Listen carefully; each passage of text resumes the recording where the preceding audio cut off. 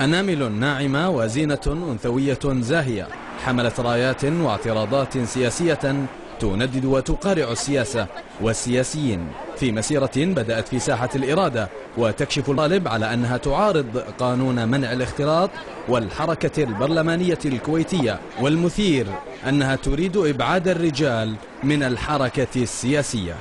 الديرة هذه ما راح يديرها للنساء، من الله خلقها اللي يدورونها النساء. نحن في زمن في ذكور بس ماكو ريايل. إذا قضية تهم نواب الأمة وإحنا جايين نساندهم، أين هم؟ أين هذا النواب اللي تقول عنهم؟ كل الاحترام والتقدير للنواب الأفاضل، وإذا كان هناك البعض منهم البعض والقلة طبعا أساءوا للديمقراطية، وطبعا للأسف نشوف من بعض التصرفات وبعض الأقوال لهم فعلا ما تمثلنا.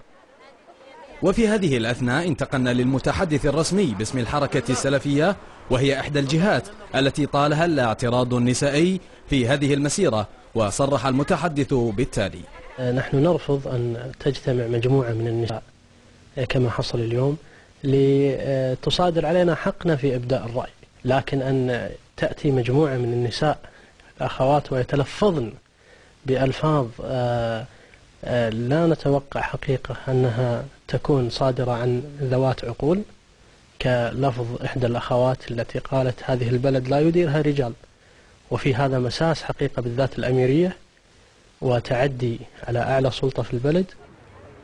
الساحة السياسية الكويتية تختلف توجهاتها وتتنوع مطالبها بحرية يكفلها الدستور، ولكن يبقى التركيز في الوسيلة والأسلوب الراقي في طرح المطالب.